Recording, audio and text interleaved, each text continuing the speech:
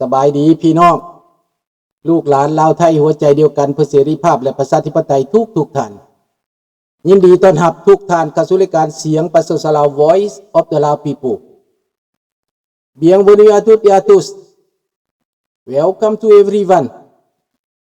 สวัสดีครับสบายดีพี่น้องขอร้องเพลงสัตว์ไปเลยเนาะศาสตร์ลาวตั้งแต่เดิมมาขึ้นชื่อลือซาอยู่ในอาซีศาสตร์ลาวผูกพันไมตรีความสามัคคีฮักห้อมกันหักศาสตร์หักประเทศเฮาหักเจ้าปุกเกตเกษาผู้มักความศาสนาแต่บูหันมาหักษาดินแดนบ่ให้สัตว์ใดมาล้วนหาวีลบกวนญาติแย่งสิ่งเอาไฟขึ้นเขามารู้วุ่นวายสู้จนตัวตายต้านทานศัตรูสวยเสื้อจูเลือดเนื้อเสื้อเผาพื้นผู้กูเอาบรรเทาถูกกันเอาต่อไปอีกเนาะเอาเพลงต่อไปอีกเนาะดาเกียวให้เอาอันคำว่าสัตว์คนเฮาถูกคนก็หูมีเสือมีควายเป็นหมู่บางตัวก็หูแสนดีเหลือล้นตัวอย่างว่าควายเฮาเลี้ยงมันยังหูคุณของคนดึงแก่คันไทยจนตัวมองมนบ่เคยได้จมสักคำเมื่อมาเทียบใจคนเฮาบางคนก็หายไปเสียยิ่งกว่าฝูงควายหวังร่ำรวยเสียจนหน้ากำตัวอย่างลาวแดงไปหลงแก้วแดงให้ความศีลธรรม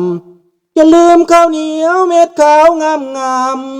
ลืมคำสอนองค์พระเจ้าโธ่เอ๋ยแก้วแดงใจหายเสียยิ่งกว่าสัตว์แถมยังบางอาจญาติเอาแดนดินดอนของลาวเที่ยวฆ่าเที่ยวแกงคนลาวนี้ตายป้าเอื้อนเป็นเป่าโบราณควันเมืองเก่าๆทำลายเสียได้หลงคอเพื่อนลาวหลงผิดอย่าไปเสื้อฝังคำเขามีภัยหักหอมเมืองลาวยิ่งกว่าลาวนี้จะมีหรือบ่น้ำตาลาวไหล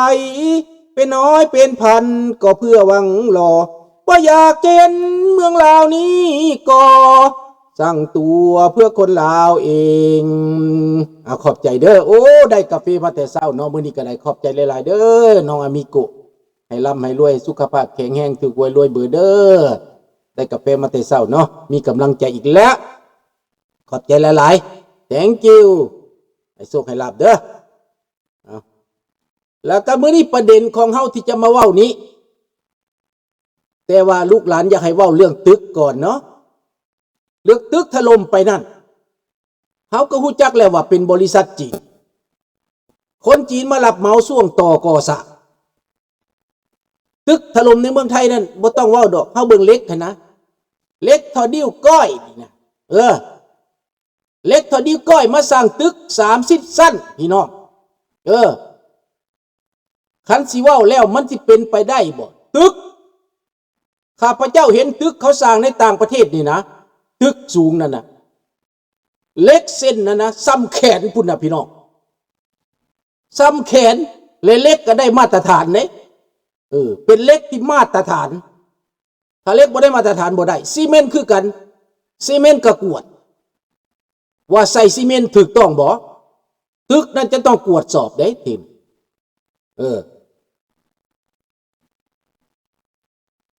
ดังนั้นพี่น้องข้าพเจ้าว่าบ่ได้มาตรฐานแน่นอนตามข้าพเจ้าบึงในตาดอกวะเล็กมายุ่งมาย่างเสาเล็กกันนะเสาเนี่ยนะเล็กเส้นใหญ่บ่มีนะมีแต่เล็กเส้นสัมโปมือและก็สัมนิ้วก้อยหลายแล้วมันจะไปแข็งได้จังไดล่ะเสากับเสาน้อยๆอีกดูกมันขนาดน้อยๆนะคือกระดูกสันหลังของเจ้าทำมันน้อยมันสิอยู่ได้บ่มันก็ล่มลงมันก็เอ็นลงอันนี้30ชั้นสูงจะลอยขึ้นไปนะตีนกันน้อยๆธรรมดาเบสมันต้องใหญ่ มันจะใหญ่ขึ้นมาน้อยขึ้นมาถึงนั่นบ่เป็นหยังแต่ฐานต้องใหญ่แม่นแหละเล็กเท่านิ้วก้อยแม่นเบิ่งคักแม่ดังนั้นเจ้าหน้าที่ไทยข้าเจ้าไปกวดข้าพเจ้าว่าข้าเจ้าต้องฮู้ว่าบ่ได้มาตรฐานข้าพเจ้าก็บ่ได้ติดตามรายไปในดอกเรื่องนี้นะแต่ว่าทั้งหมดนะที่กวดกันมานะถ้าแม่นมอบเห็นดีนะว่าให้ต่างประเทศเขาเห็นคนไทยเฮาสวยนะสิได้กว่าข้าพเจ้าเพราะว่าเครื่องมือเทคโนโลยีต้องแม่นคนต่างประเทศเขามีพวกที่มีนี่บ่นอกเหนือจากอเมริกาดอกอเมริกาอิสราเอลแคนาดา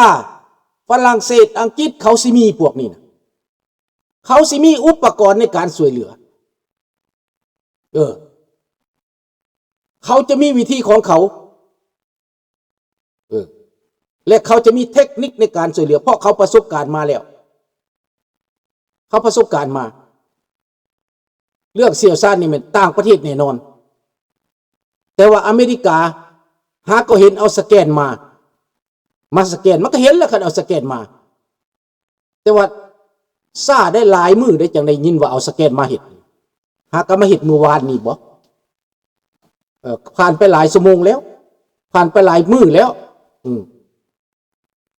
อันนี้ก็น่าเสียใจน่าเศร้าใจนำผู้ที่เสียชีวิตเนาะคันสิว่ามาลุงบ่อยากว่าย้อนหยังเพราะว่ามันเศร้าใจ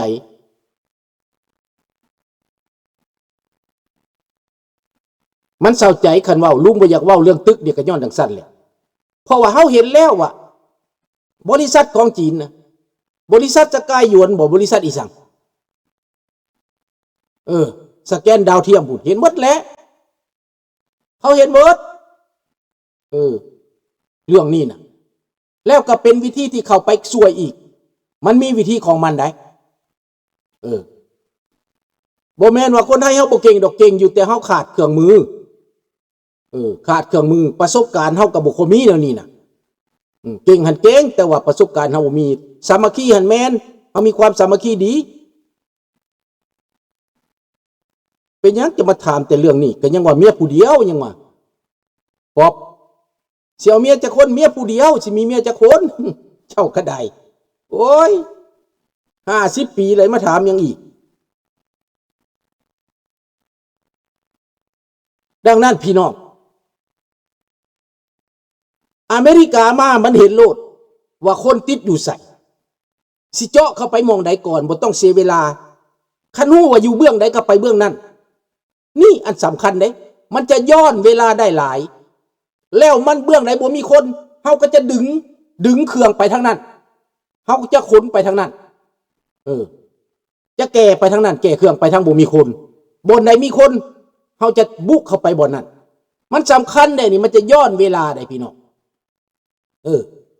ก็นั่นแหละเรื่องตึกที่สร้างมาได้บ่ได้คุณภาพข้าพเจ้าเบิ่งเล็กเสาแล้วนะซ้ำดิ้วก้อยแล้วมันต้องมีการคอร์รัปชันแน่นอนแน่นั่นบริษัทที่มาสร้างก็เป็นบริษัทจีบบ่มีชื่อเสียงหยังบ่มีเครื่องมืออีหยังเป็นคนจีนดีบ่ดีอาจจะเป็นจีนสีเทาซะบ่จักแหละมาซื้อจ้างนั่นนี่เข้ามาพัวพันผู้นั้นผู้นี้แล้วก็ให้ราคาถูกก็สร้างจะเป็นแบบนั้นพบ74 วิตนั่นเห็นบอกคันอเมริกามาพบโลดฮู้จักว่าอยู่ไสโลดนั่นมันตรงโลดได้มันเดียเร็กโลดได้อเมริกามาหั่นน่ะแล้วอเมริกานี่ทีมงานของเขาเป็นทีมงาน professionalist เด้มันเป็นวิชาชีพของเขาเด้มันเป็นพวกคนกู้ภัยโดยเฉพาะเด้อาชีพเด้บ่แม่นอาสาสมัครละล่าได้มันเป็นหน่วยวิชาชีพของเขาได้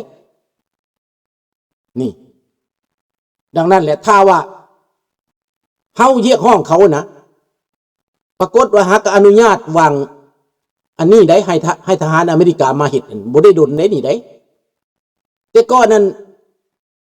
บ่ทันว่าหยังหากเชิญทหารอเมริกานะทหารอเมริกาเข้ามานี่โอ้ยเขามีเครื่องมือได้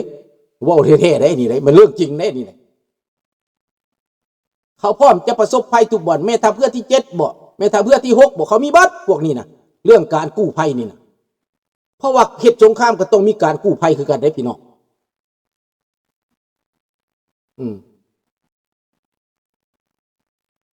นี่เอาละเดี๋ยวได้ก็ตามก็คือว่ามาเมื่อกี้นี่แหละบริษัทจีนนะเป็นบริษัทชีพว่าสั่นไปหลายคนก็ตั้งคำถามว่าเป็นยังบัดจีนสร้างมันคือบ่ล่มมันล่มคือการแต่มันบ่เว้าเฮือนบางอันเป็น100 ตึก1,000 ตึกที่มันบ่ได้ใช้บ่ได้เพราะบ่มีคุณภาพเจ้าบ่เห็นบ่จีนสร้างตึกนี่เป็นหมื่นเป็นพันเป็นแสนทิ่มมะละสะทรายเพราะว่าบ่ได้มาตรฐานคนบ่กล้าไปอยู่คนบ่กล้าไปซื้อมันห้างหนีไปซื่อๆนั่นเจ้าบ่เห็นบ่ นั่นแหละ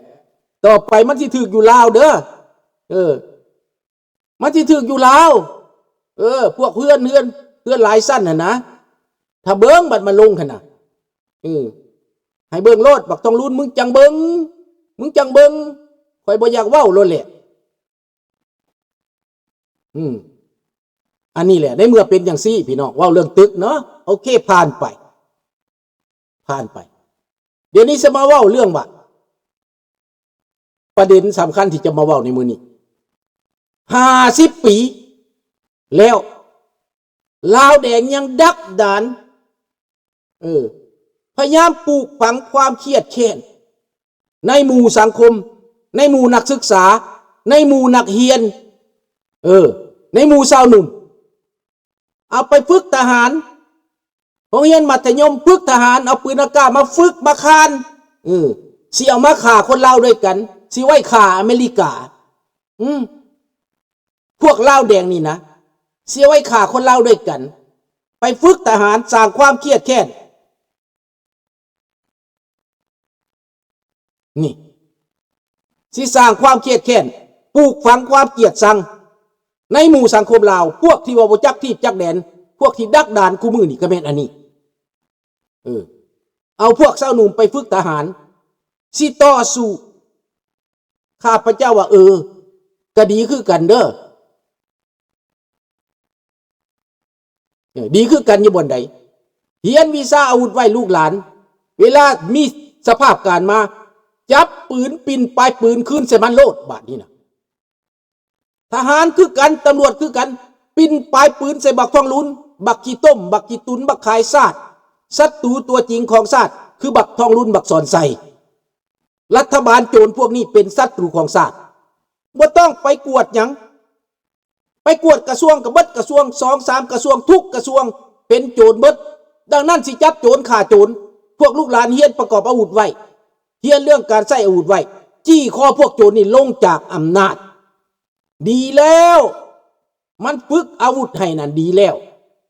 แต่ว่าพวกเจ้าอย่าไปคิดว่าลาวด้วยกันเป็นศัตรูบ่แม่นอย่าไปคิดว่าคนลาวด้วยกันเป็นศัตรูตัวจริงของประเทศคือบักทองรุ่นบักสอนใสคือพวกกินบ้านกินเมืองคือพวกสราดบางหลวงเอาไว้จับโจรพวกนี้ทอนฝึกทหารพวกออกจากทหารมาเตรียมพร้อมสะสมไว้ในเมื่อเกิดสงครามโลกขึ้นมาพวกเราจะได้เจอกันอีกไม่นานนะครับเดี๋ยวจะได้เจอกันที่ถ้ำมาแน่นอนมังดาที่1ก็ผ่านไปมังดาที่2ก็ได้ไปอีกมังดาที่3อีกก็ได้พี่ถ้ำไหนพอตู้ถ้ำนี่บ่หยุดดอกต้องล้างโลกจังสิแล้วคันบ่ล้างโลกบ่แล้วในตอนนี้พี่น้องเรื่องคนลาวที่ฝึกให้เกียรติชังกันนั่นเอานักเรียนมาฝึกคานเฮ็ดกอมบ้าใส่อาวุธแล้วบอกว่าไผเป็นศัตรูพวกปฏิการลาวนอกเป็นศัตรูเพิ่นว่าพี่น้องมันปลูกฝังความสัวให้ล่างสมองทุกมื้อทุกวันให้ลูกให้หลานเกียรติชังแต่พวกเจ้าต้องรู้จักว่าพวกเจ้าต้องเข้าใจว่าพวกลาวแดงพวกคอมมิวนิสต์โปรจีนโปรเวียดนามนั่นแหละศัตรูของชาติพวกเจ้าไปเบิ่งโลดแม่นไผกอบโกยกุง